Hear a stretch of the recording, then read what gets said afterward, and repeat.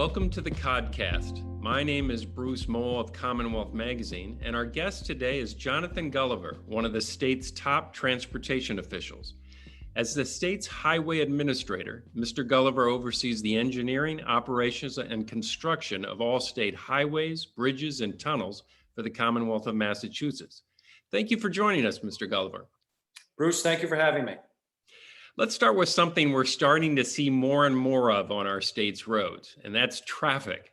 It seems to be getting worse than it was during the pandemic, and some say it might be getting back to levels pre-pandemic. And there was a poll out this week suggested people think it's going to get worse than it was pre-pandemic. What are you seeing? So we are seeing that traffic has definitely increased. It started really steadily increasing in the late winter, early spring. And this is something it's worth noting for everyone, is that we track very, very closely. Early on in the pandemic, we really understood that one of the things that was important for decision makers was to understand how are people reacting to executive orders. And so we worked really hard. Our team put together this mobility dashboard. Easiest way to find it, just fire up your search engine of choice and look for the Mass DOT mobility dashboard, and you'll find your way there. And what we do is we pull in data from a number of different sources, both some of our permanent counting stations, a lot of data aggregators, so such as INRIX or Lighthouse, actual data companies, and other sources, and we pull them all together and we do an analysis on these every few weeks. So it's something that's been extremely useful for us.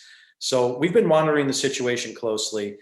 And we really saw a pretty quick rise in traffic volumes, again, early spring this year, and it's been steadily increasing. And this past week, in fact, we saw numbers that were pretty much 2019 levels. They are right back to where they were. And now last week was a holiday week, so keep that in mind. But still, we're seeing that they're coming back very, very quickly. And there's some roads, in fact, they exceeded on time to time at this point. Yeah, I was driving through Boston this week several times, and it felt like, 4 miles an hour, here we go again on the expressway. And I don't know if perhaps there was an accident somewhere along the road, but I was coming north into town from the south, and going south, it was incredibly congested, and I can't tell you how many times I hear people say this. Oh my God, we're already back there, and then you'll hit a stretch where it's not so bad during some of the day. And yeah. So let me ask you about that. There's these different perceptions. It's back, but it's not quite the same, right?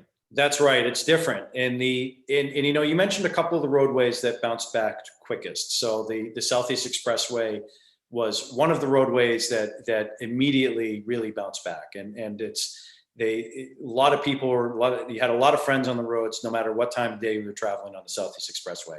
Now, on the other hand, the Turnpike was one of the roads that is still not quite back up to 2019 volumes. And it depends on which segment you're on, but it can be as much as 25-30% below 2019 levels.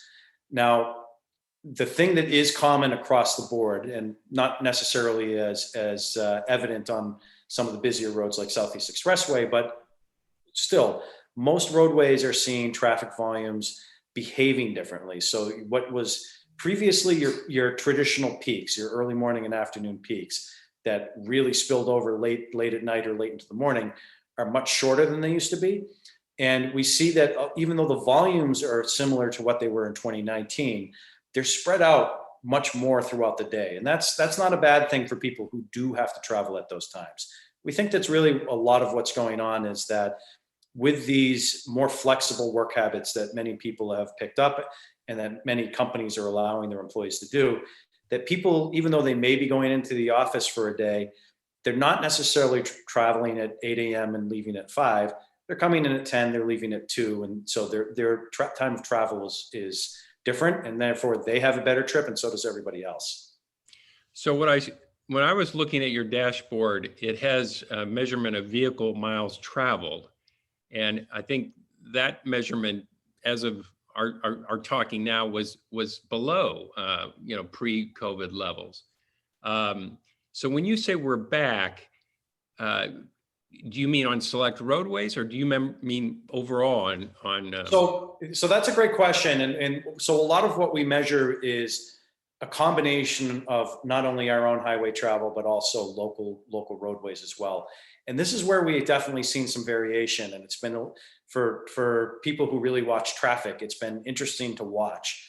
And that initially, vehicle miles traveled jumped up significantly, really last summer, but it was all localized. There was not a lot of highway traffic. It was people traveling close to their homes. They were doing these short trips midday. So you can imagine if you're a typical office worker and you go into your downtown office, you park your car, you're there for the day. But if you're that same worker now working remotely, you're at your house, you park your car in your driveway, but you may have to run out for lunch. You may need to run an errand midday. So those short local trips contributed a lot to some of those VMTs. And what we're seeing now is that those are converting to longer trips than what they used to be. So people are traveling a little bit more than they were, but it's still not as with the same frequency. So if again, I think a lot of this is this remote work phenomena. You may be working in your office a couple of days a week, but you're not doing the 5-day commute that you used to have. So your total travel is much lower than it was. And again, it's one of those things. It's still something that our traffic analysts are really trying to wrap their heads around and understand exactly what's going on. And this is happening all over the country, that there's a lot of things that we're going to go through. I think over the next year, it's going to be a real learning experience to see where things settle into. And you've been watching this for quite some time. So what's your gut feeling about where we're headed? As I said, there was a poll this week that just polled voters in Greater Boston, and they seem to think it's going to return to pre-COVID levels of congestion or worse. That was their general consensus by a pretty overwhelming margin. What's your sense? So I hope that doesn't occur. Let me just say that. We had a congestion issue, obviously, well before the pandemic. And one of the things that MassDOT was really trying to get a lot of businesses to buy into is this whole remote work thing. It's worked phenomenal. I think it's exceeded everybody's expectations.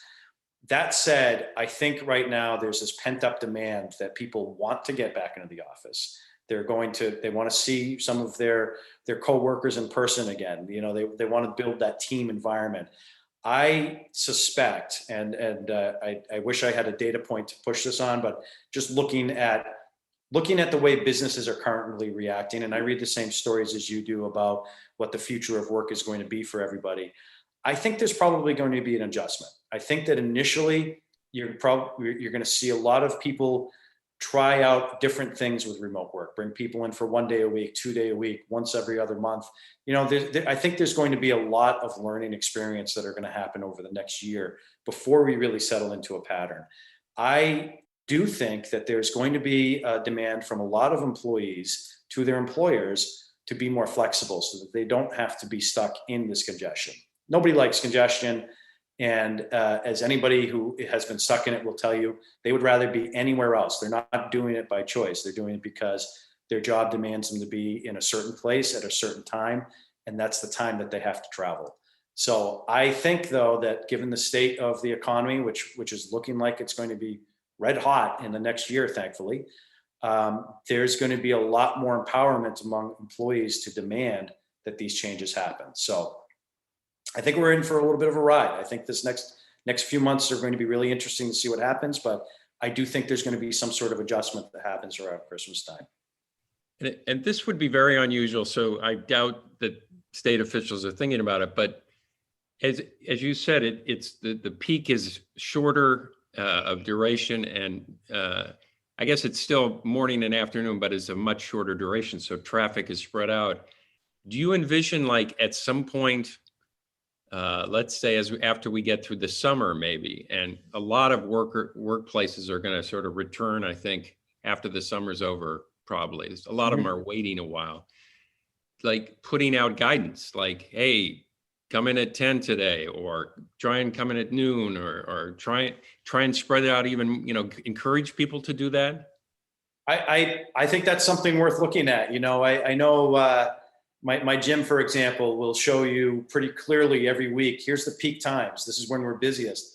That's not a bad thing to maybe not tell businesses, hey, this is when you should bring it in, but at least give them the information so they can really see clearly that certain days of the week, certain times of the day are much busier than others. And you know what? They might want to be flexible with their employees and allow them to travel at some off-peak hours. So, you know what? We have again, the nice thing about this mobility dashboard I mentioned earlier is we now have that data to be able to publish and let people see that. So I think that's an idea worth pursuing.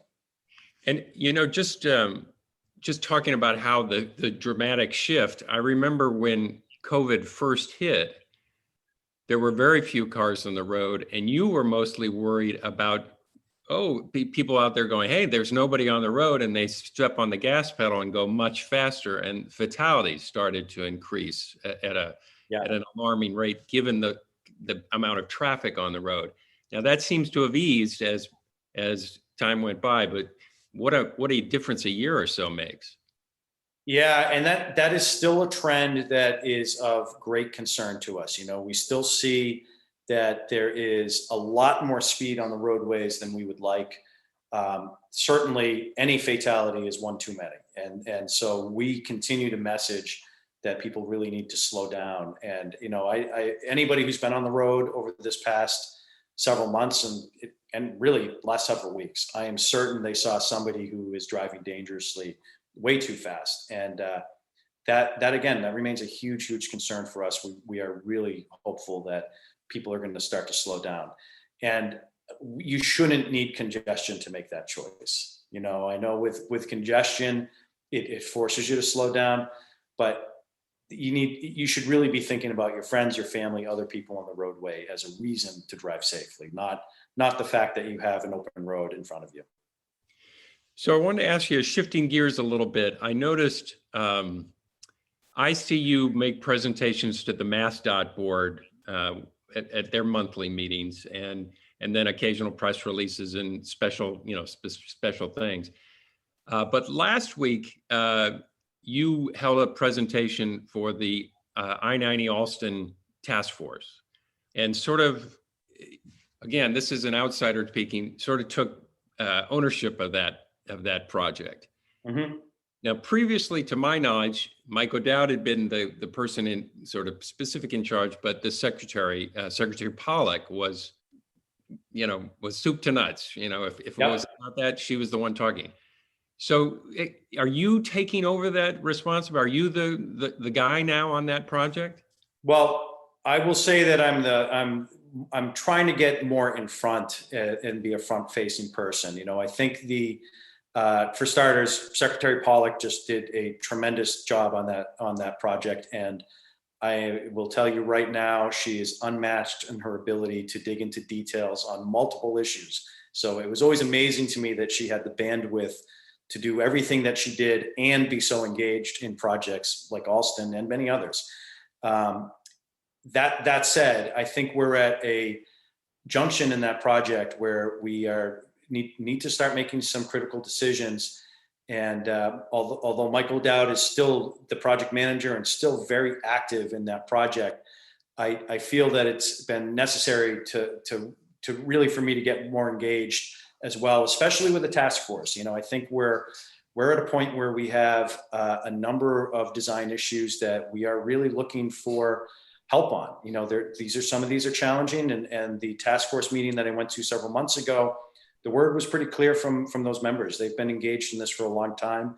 They want to be a cooperative force with us. They want to work with us to help solve some of these problems. So if you saw the last task force meeting, we laid out a couple of big issues that we would really like them to put their heads together and crowdsource some solutions on. And those two issues, just to touch on quickly, is that we have a couple of challenges with the current all-at-grade design. The first one is that there's an issue with the floodplain that has been something that Federal Highway brought to our attention, and maybe some policy differences on that we're going to try to work through. We're hoping that that it's not going to be a major issue, but it's something we wanted to let them know that we're all working on and we're hoping for help on.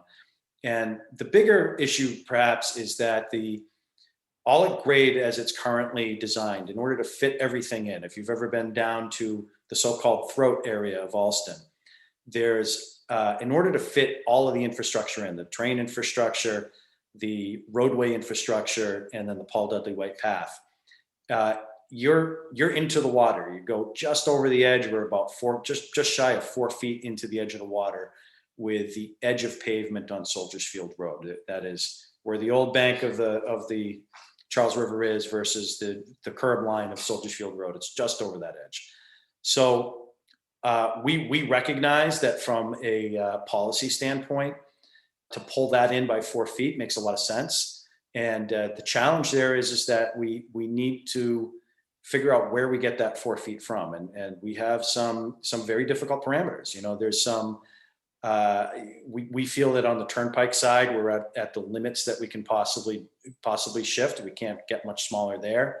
I know DCR also feels strongly about their lane configuration on Soldiers Field Road, and then the MBTA and Keolis feels the same about the commuter rail lines. So there's some space to get, possibly by tweaking things around the edges a little bit on each one of those. And I think the challenge is to try to figure out where the best place is to find that space. But that's what we're really looking at right now.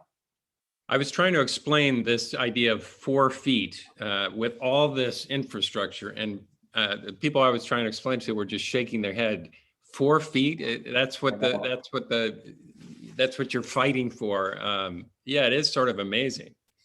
It is. It's just such an incredibly tight area. I know, and it seems like a space that you can stretch your arms out to is just so small that we should be able to figure it out. But it really is. We're down to that level.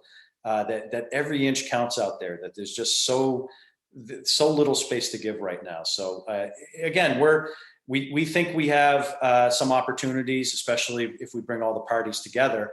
And again, there's a lot of really smart, dedicated people on this task force that all have a lot of really good ideas, and we're really interested to hear from them. And I'll take a great idea from anybody. And if they have one that allows us to get to a point where the all at grade is a viable option to consider, that's where we want to be.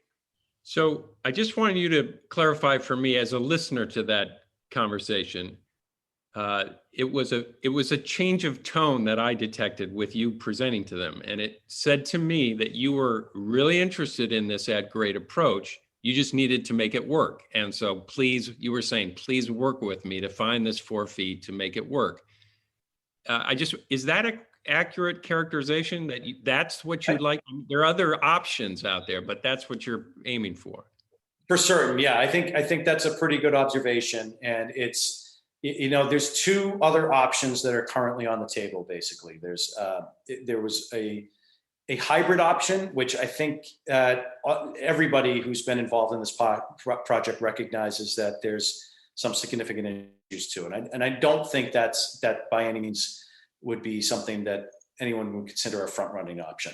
But the other two viable options that are out there, or other viable option, I should say, that's out there besides all at grade, is a modified viaduct, which would still have a viaduct, but would push it much to the back of the Allston yards. Now, we've never been out there saying that we have one preferred alternative of the other. The secretary is going to make that choice. I think we all hope soon.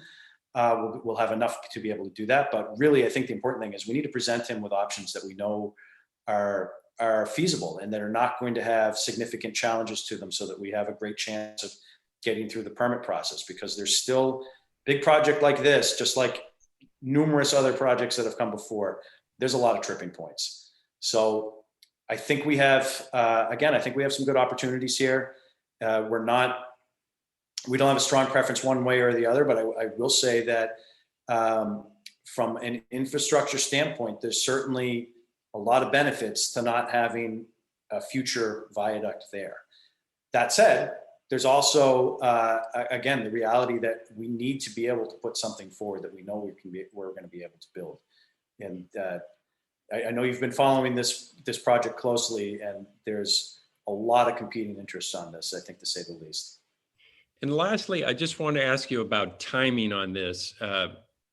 It seemed like by the end of the year, you hope to sort of reach some sort of conclusion about this and maybe get a preferred alternative at that point.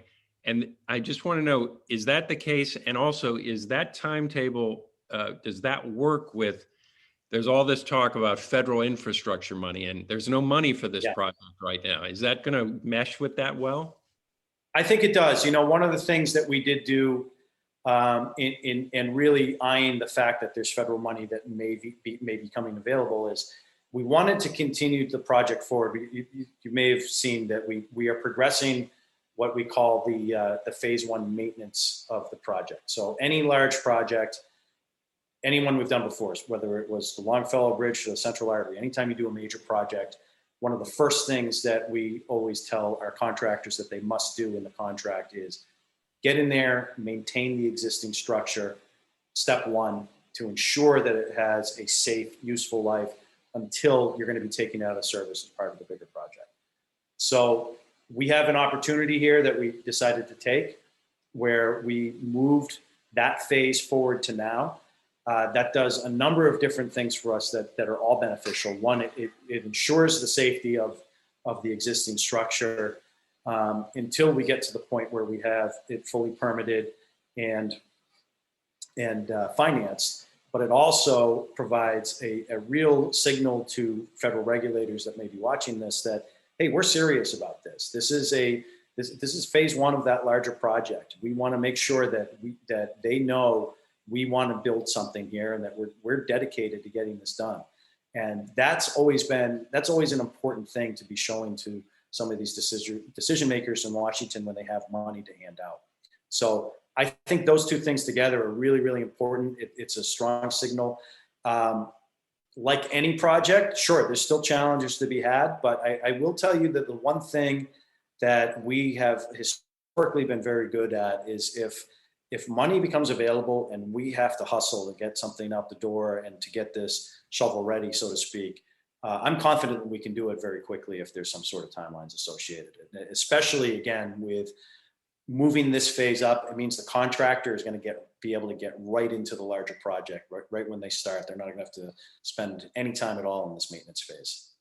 Oh, I see. The contractor that's eventually selected wouldn't have to bother with this. They could just move right to the project. I see. Yeah, and that's about 2 years worth of construction. So that's a significant amount of work that we have now basically relieved them of, that they can get going on other things and just focus on those other things. They'll have that all out of the way. Very good. Mr. Gulliver, thank you very much for joining us today. And to our listeners, thank you for joining us, and we'll see you next week. All right. Thank you, Bruce, for the conversation. This is great.